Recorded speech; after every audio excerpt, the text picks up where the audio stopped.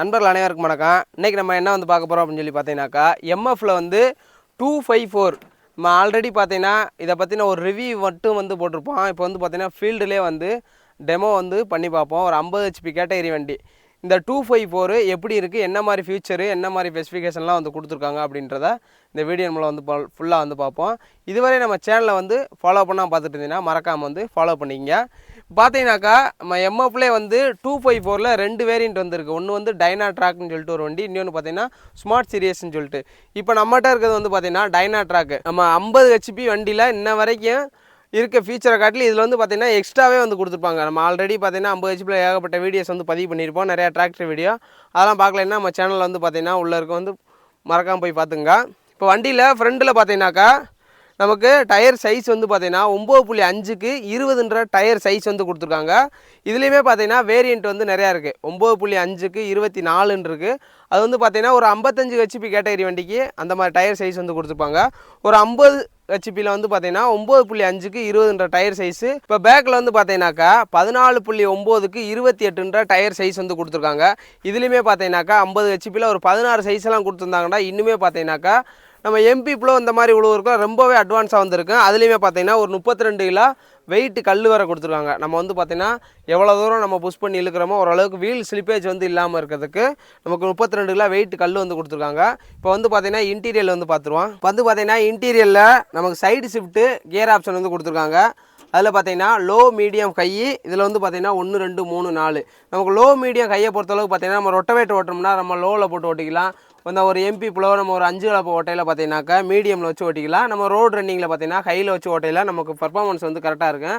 ஒரு சில இதுலலாம் பார்த்தீங்கன்னா இன்னுமே வந்து லோ ஹை அந்த ஆப்ஷன் மட்டும்தான் இருக்குது. உங்களுக்கு பார்த்தாலே தெரியும். இதில் லோ மீடியம் ஹை ஆப்ஷன் இருக்க வாசி கொஞ்சம் ஓரளவுக்கு பார்த்தீங்கன்னா நமக்கு உழவுக்குமே வந்து நல்லாயிருக்கும். மற்றபடி பார்த்தீங்கன்னாக்கா பிடிஓ பொறுத்தளவுக்கு பார்த்தீங்கன்னா எம்எஸ் மல்டி ஸ்பீட் வந்து கொடுத்துருக்காங்க. அதே மாதிரி நமக்கு 4 வீல் ட்ரைவ் ஆப்ஷன் நமக்கு உள்ளே வந்துடுது. நமக்கு ஸ்பேஸிங் வந்து பார்த்திங்கன்னா நமக்கு நீட்டாகவே வந்திருக்கு. அதே மாதிரி லிஃப்டிங் பொறுத்தளவுக்கு பார்த்தீங்கன்னாக்கா நமக்கு 2200 லிஃப்டிங் கெப்பாசிட்டி வந்து கொடுத்துருக்காங்க. அதையுமே பார்த்திங்கன்னா நம்ம அட்ஜஸ்ட் பண்ணி வந்து மாட்டிக்கலாம்.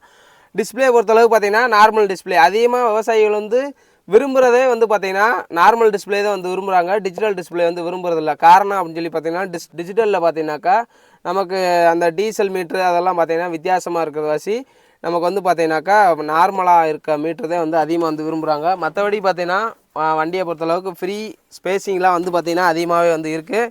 அதே மாதிரி சிலிண்டர் வந்து 3 சிலிண்டர் வண்டி. நமக்கு சிசியை பொறுத்தளவுக்கு பார்த்தீங்கன்னா 2700 சிசி வந்து கொடுத்துருக்காங்க. 2700 சிசியே ஒரு 50 HP கேட்டகரிக்கு வந்து போதுமானது. இப்போ பேக்கில் பார்த்தீங்கன்னாக்கா நமக்கு டூவே டிசி வால்வ் வந்து கொடுத்துருக்காங்க. நம்ம 50 HPயில் பார்த்தீங்கன்னா ஒரு சில வண்டியில் வந்து டூவே டிசி வால்வ் கொடுக்குறாங்க, ஒரு சில வந்து கொடுக்க மாட்டேங்கிறாங்க. இந்த டூவே டிசி வால்வ் பொறுத்தளவு பார்த்தீங்கன்னா நம்ம இந்த மாதிரி எம்பிப்பில் வந்து ஓட்டுறதுக்கு வந்து ஈஸியாக இருக்கும். நம்ம எக்ஸ்ட்ரா வந்து அட்டாச் பண்ணையில் பார்த்தீங்கன்னா நமக்கு ஆயில் கசிவு அந்த மாதிரி இஷ்யூஸ்லாம் வந்துருக்கு. கம்பெனி ஃபிட்டட்னு பார்த்தீங்கன்னா நமக்கு நல்லாவே வந்துருக்கு. 50 HPலே வந்து டூவே டிசி வால்வ் வரையில் நமக்கு விவசாயிகளுக்கு வந்து ஒரு நல்ல ஒரு ஃபீச்சராக வந்து இருக்குது. அதே மாதிரி இதில் பார்த்தீங்கன்னாக்கா 500 கலப்பை வந்து போட்டு ரன்னிங் பண்ணி ஓட்டி காமிக்கிறோம் எந்த அளவுக்கு வந்து இருக்குது, வீல் ஸ்லிப்பேஜ் வந்து எந்த அளவுக்கு இருக்குது. அதே மாதிரி நமக்கு ரன்னிங்கு, அதாவது ஒரு கீர் ஓட்டையில் நமக்கு பார்த்திங்கன்னா ரன்னிங் வித்தியாசம் வந்து மாறும். ஒரு மீடியமில் லோவில் போட்டு பார்த்தீங்கன்னா ரொம்ப மெதுவாக போகும், மீடியமில் பார்த்தீங்கன்னா ஒரு பொதுவாக போகும். இப்போ கையில் போட்டு ஓட்டையில் அந்த கலப்பை போகுதா போகலையா, அதாவது எந்த கியரில் வந்து ஓட்டுறதுக்கு வந்து நல்லாயிருக்கு அப்படின்றதையும் வந்து பார்ப்போம். அதே மாதிரி மெயினாக மேஜராக வந்து நம்ம பார்க்குறது இதில் கியர் பாக்ஸை பொறுத்தளவு பார்த்தீங்கன்னா 12+12 கியர் பாக்ஸ் வந்து கொடுத்துருக்காங்க. நம்ம டைரெக்டாக வந்து எந்த கியரில் வந்து முன்னாடி போய்க்கலாம் பின்னாடி வந்துருக்கலாம். ஷட்டில் ஷிஃப்ட் ஆப்ஷனோட பார்த்தீங்கன்னா கொடுத்துருக்காங்க. அதுவுமே மிகப்பெரிய ஃபீச்சராக வந்து இருக்குது. நம்ம ஒரு 55 HP 60 HP போகையில் தான் பார்த்தீங்கன்னா ஷட்டில் ஷிஃப்ட் ஆப்ஷனே இப்போ வந்து கொண்டு வராங்க. நம்ம எம்எஃப் பொறுத்தளவு பார்த்தீங்கன்னா 50 HPலே அந்த ஷட்டில் ஷிஃப்ட் ஆப்ஷனும் வந்து கொடுத்தாங்க. அதுவே வந்து ஃப்ரண்ட்டு பேக்கு வர்றதுக்கு பார்த்தீங்கன்னா ரொம்ப வந்து ஈஸியாக வந்துருக்கு. இப்போ வந்து இந்த வண்டி கலப்பை வந்து எந்த கியரில் வந்து ஓட்டுறோம், எப்படி வந்து ஓட்டுறோம் அப்படின்றத பார்த்தீங்கன்னா இந்த வீடியோ மூலம் பார்த்துருவோம். இப்போ பார்த்தீங்கன்னாக்கா இந்த வண்டியில் புதுசாக ஒரு ஃபீச்சர் வந்து இருக்குது. அது என்ன ஃபீச்சர் அப்படின்னு சொல்கிற காமிக்கிறதுக்காக பார்த்தீங்கன்னா இது ஒரு பதிவு. இப்போ வண்டியை வந்து ஸ்டார்ட் பண்ணியாச்சு. வண்டியை ஸ்டார்ட் பண்ணி நம்ம இதை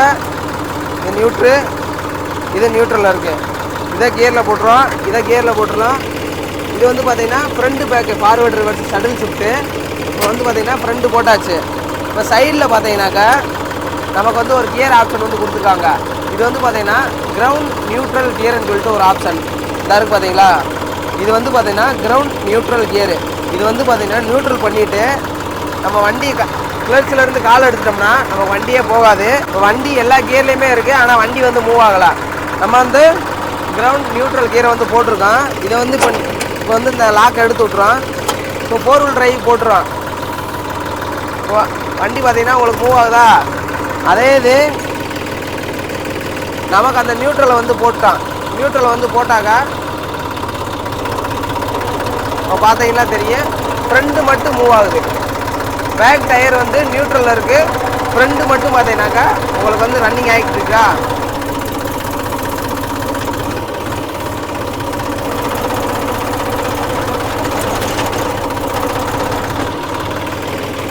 இந்த நியூட்ரலை எடுத்து விட்டோம்னாக்கா நமக்கு 4 வீலும் பார்த்தீங்கன்னா மூவ் ஆகும். இது வந்து ஒரு புது ஃபீச்சரு, இந்த வண்டியில் மட்டும்தான் இருக்குது. இன்ன வரைக்கும் எந்த வண்டியிலையும் பார்க்கல. அடுத்தடுத்த வண்டியெலாம் எப்படி இருக்குன்னு சொல்லி பார்ப்போம். இந்த வண்டியை பற்றினா உங்களுடைய கருத்து வந்து எப்படி இருக்குன்னு சொல்லுங்கள். அடுத்தடுத்த வீடியோவில் என்னென்ன உழவெல்லாம் வந்து ஓட்டலாம், என்னென்ன ஃபீச்சர்லாம் வந்து இருக்குன்றதை அடுத்தடுத்த வீடியோவில் சொல்கிறேன். Okay friends, thank you.